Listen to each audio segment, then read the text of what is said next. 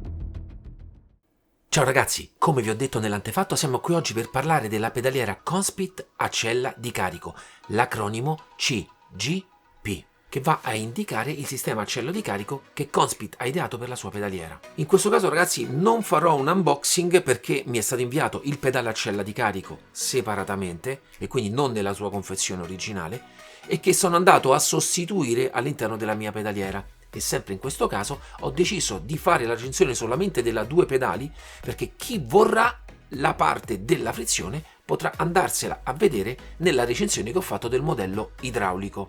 Quindi ragazzi inizio subito a parlarvi del base plate, tutto in alluminio, molto bello, rifiniture nere, in questo caso anodizzate, ma ci sono anche altre colorazioni che vi invito ad andare a vedere nel loro sito. C'è un'altra molto carina, argentata, rossa, molto bella. Andate, scegliete il colore che più vi piace. A me personalmente piaceva molto l'accostamento nero e oro perché da amante Lotus mi ricordava tantissimo la colorazione John Play. Ma ragazzi io purtroppo sono un po' nostalgico e mi piace proprio tantissimo questo genere di accostamento colori. Per quanto riguarda il base plate abbiamo vari fori nella parte sopra in cui potremo andare a montare e distanziare sia in versione 3 pedali sia in versione 2 pedali. Ma in questo caso costringe a posizioni abbastanza prestabilite, anche se per ogni pedale, come vedete, ci sono vari fori, comunque non è possibile uno spostamento millimetrico. Personalmente, con questo genere di regolazioni, io ho trovato la distanza a me più consona, ma non credo che ci siano particolari problemi in merito. Ma faccio notare in questo caso che i pedali potrete avvitarli direttamente dall'alto verso il basso, senza dover stare attenti al controdato dietro. E la trovo personalmente una comodità in fase di montaggio. È possibile poi regolare il battitacco sempre in alluminio in varie posizioni, come vedete qui ci sono vari buchi in cui potete decidere di montarlo. Approfitto proprio mentre vi parlo del battitacco che vado a smontare a fare un'errata corrige di quello che è stato un difetto che io in realtà avevo parlato nella recensione della 3 pedali idraulica, quando in realtà un difetto non è, perché finalmente adesso, andando a fare altri esperimenti smonta e rimonta per questa pedaliera, ho capito come funziona realmente e adesso vi faccio vedere. Una volta smontato il battitacco, eccoci qua, come vedete tutto in alluminio, molto bello, ragazzi, è leggerissimo, materiali e qualità veramente di alto livello. La parte come vedete dove avete il poggiapiedi si toglie e possiamo accedere alla scheda. Infatti in questo caso io ho montato la pedaliera senza il poggiatalloni montato e a questo punto è tutto molto più semplice anche collegare, come vedete, i vari pedali e avete anche direttamente accesso alla centralina. Quindi in questo caso, per chi ha visto la recensione della pedaliera idraulica, diminuiscono anche gli unici due, diciamo, piccoli problemi che avevo riscontrato, perché era anche una questione in fase di montaggio di avere accesso più semplice ai buchi, che in questo caso, come vedete, ne avete totalmente accesso, è tutto molto più semplice per montarla. Anche in questo caso abbiamo queste paratie laterali spesse 1 centimetro, ragazzi, con questa parte di adesivo qui, personalmente molto bella, ma niente di particolare. È un base plate per una pedaliera, l'ho trovato comunque realizzato in modo eccellente. Direi quindi che sia arrivato il momento di parlare dei pedali. Naturalmente rimarco sempre l'estrema leggerezza di questi pedali, costruiti totalmente in alluminio, traforato, tutti lavorati al CNC, offrono veramente un livello qualitativo e anche molto bello in questo caso, che anche passandoci sopra le mani non soffrono di impronte digitali, potete passarle come volete, rimane sempre molto pulito. La satinatura opaca rende veramente giustizia alla bellezza di questo pedale.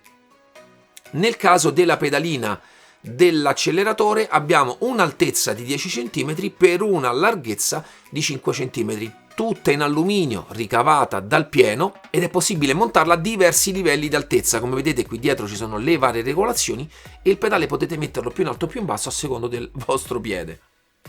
Ma in questo caso non è possibile spostarlo a destra o a sinistra, lo dovrete fare direttamente dal base plate. Altro aspetto comune è che nei fulcri dove ci sono delle rotazioni ci sono cuscinetti a bagno d'olio e questo offre innanzitutto una fluidità pazzesca, quello che posso definire ai massimi livelli, ma in più la precisione dell'alesaggio, del montaggio che hanno questi pedali offrono un livello di rigidità, di non torsione a quelli che sono per me i livelli massimi, non soffrono in nessun modo di giochi laterali. In più, nel caso dovesse prendere un pochino gioco il pedale sul fulcro, c'è questa vita qua che consente di andare sempre a registrare quella che è la solidità del pedale. È un sistema che in realtà avevo già visto anche nei pedali SRP. Come vi ho detto, a livello strutturale tutto alluminio ricavato dal pieno, è la stessa struttura per tutti i pedali, anche la parte del corpo del pedale sempre alluminio traforato che rende veramente leggero, e io mi sento di sottolinearlo sempre perché è un pedale che vi dà il senso di una grande solidità in una leggerezza pazzesca. In più voglio sottolineare anche un altro aspetto che rende a livello estetico il prodotto molto accattivante, è che la parte del filo e dell'elettronica passa direttamente all'interno del pedale stesso e all'interno del base plate e non avete cavi in giro visibili, e rende questo a colpo d'occhio un bel effetto su tutto il prodotto. Inizierei quindi a parlare delle specifiche di ogni singolo pedale e quindi partiamo subito con l'acceleratore. Il sistema di feedback che hanno utilizzato per questo pedale è una molla a compressione. Però, come potete ben vedere, non soffre minimamente di distorsioni durante la compressione, anche fino ad arrivare alla compressione massima. Per quanto riguarda il fine corsa, in realtà si fa tramite questa ghiera, e questo è un aspetto che anche sulla sua sorella, condividendo il pedale, non ho ben capito, perché praticamente andando a diminuire la corsa andate a precomprimere la molla e quindi concettualmente andate anche un pochino ad indurire quella che è la corsa, ma il feeling di durezza della corsa in questo caso non si decide propriamente e totalmente tramite la ghiera, ma tramite questa regolazione qua. Più lo monterete in alto, più andrete a indurire la corsa, più lo monterete in basso e più l'andrete a ammorbidire. Io personalmente vi consiglio, in primis, andatevi a regolare quella che è la corsa totale che vorrete del vostro acceleratore e poi andate a deciderne la durezza. Io personalmente ho trovato quella a me più piacevole. Mi piace il pedale che abbia una buona corposità e con una corsa non esageratamente lunga, come vedete in questo caso è abbastanza breve. A me piace così, regolatelo come più vi piace. Ma anche in questo caso il cambio di durezza lo farete in pochissimi secondi, perché c'è questa parte di perno che si svita. Vi faccio vedere, eccoci qua. Oddio, ecco qua. come vedete ha questo perno con un nottolino che poi va a incastrarsi e va a tenere tutto quanto fermo. Spostate, in questo caso vi consiglio di ammorbidire la molla per rendere tutto più semplice. Ok, a questo punto andate a cambiare, magari, ecco, ve lo metto più morbido così vi faccio vedere anche la differenza di sforzo, ma visivamente è molto percepibile anche se ve lo faccio vedere così con le mani e con un video. Eccoci qua, vi faccio vedere.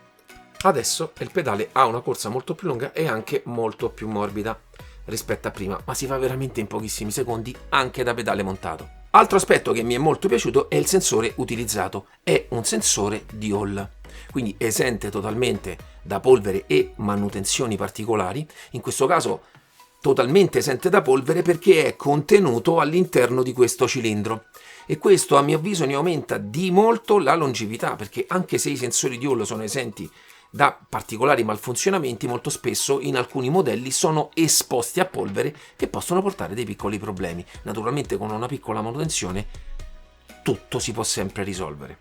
In questo caso l'implementazione è totalmente all'interno del pedale, aspetto che sempre a mio avviso a livello estetico dà un bel tocco in più a questo prodotto.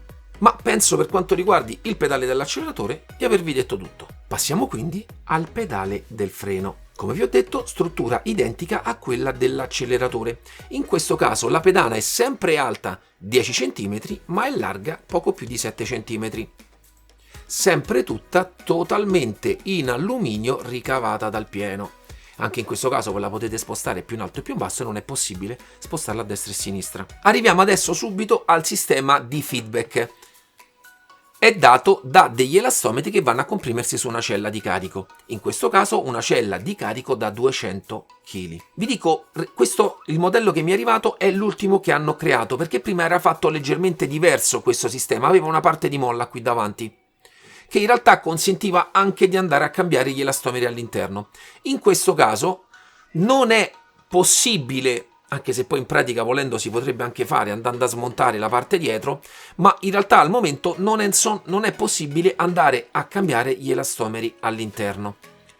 E quindi in questo caso dovete accontentarvi di quelli scelti da Conspit. Ma non gridiamo allo scandalo, perché vi spiego tutte le regolazioni che si possono fare, ma comunque rende possibile un ampio spettro di regolazioni.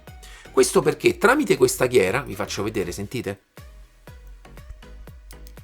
Andrete a dare precompressione agli elastomeri e quindi inizierete a decidere anche in maniera minuziosa quello che deve essere il cambiamento di corsa e di forza necessaria per fare le vostre frenate. Ma in realtà il punto più importante non è tanto la regolazione di fino, ma questa regolazione qua, che praticamente è la stessa che ritroviamo anche sull'acceleratore, ed è quella che cambia nettamente quello che è il feeling del pedale, la durezza e la corsa. Perché naturalmente più monteremo il perno verso il basso e più a parità di forza il pedale farà molta più corsa e sarà molto più morbido. Più lo monteremo verso l'alto e più il pedale diventerà duro e si accorcerà.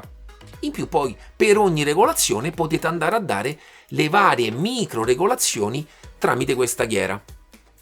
Quindi anche se il tipo di elastomero all'interno è pressoché lo stesso, in realtà si può raggiungere un pedale molto morbido e si può raggiungere un pedale molto più duro e con una corsa molto più corta. Vi dico però personalmente il livello di durezza massima raggiungibile è un pochino sotto quelli che sono altri pedali e riescono a raggiungere una durezza un pochino superiore. Ecco perché mi sarebbe piaciuto anche poter modificare gli elastomeri. Naturalmente io faccio parte di quell'utenza che ama sempre un pedale abbastanza duro e con una corsa molto molto corta. Però come potrete vedere dai vari video di quando vi mostrerò la pedaliera in azione, la corsa è veramente molto breve anche in questo caso.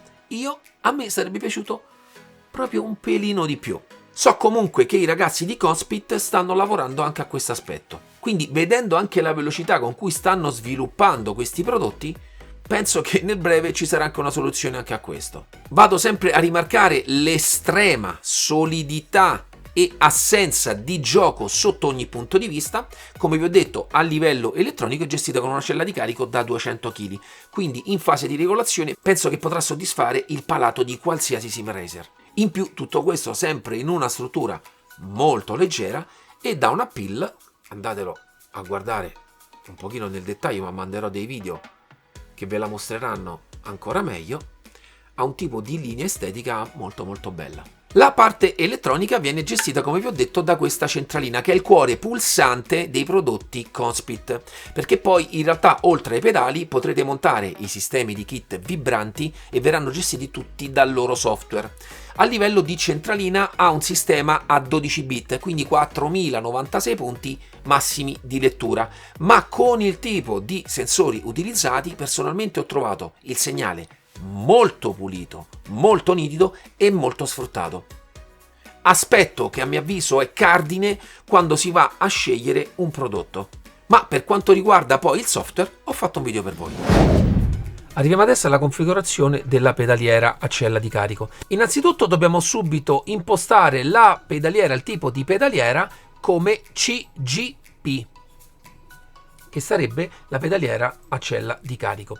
A questo punto, in questo caso, io ho la 2 pedali, clicco, appoggio il piede sul pedale dell'acceleratore e clicco Set Min, aspetto che salva, premo con quella che è la massima corsa del pedale, ma senza esagerare con la forza che imprimo, e clicco Set Max, e a questo punto avrete settato il pedale dell'acceleratore. Per quanto riguarda il pedale del freno, io appoggio sempre un pochino il piede sul freno, clicco Set Min, e avete settato il minimo, e poi premo con quella che voglio sia la forza massima per il freno e clicco Set Max, e a questo punto avrete configurato anche il pedale del freno.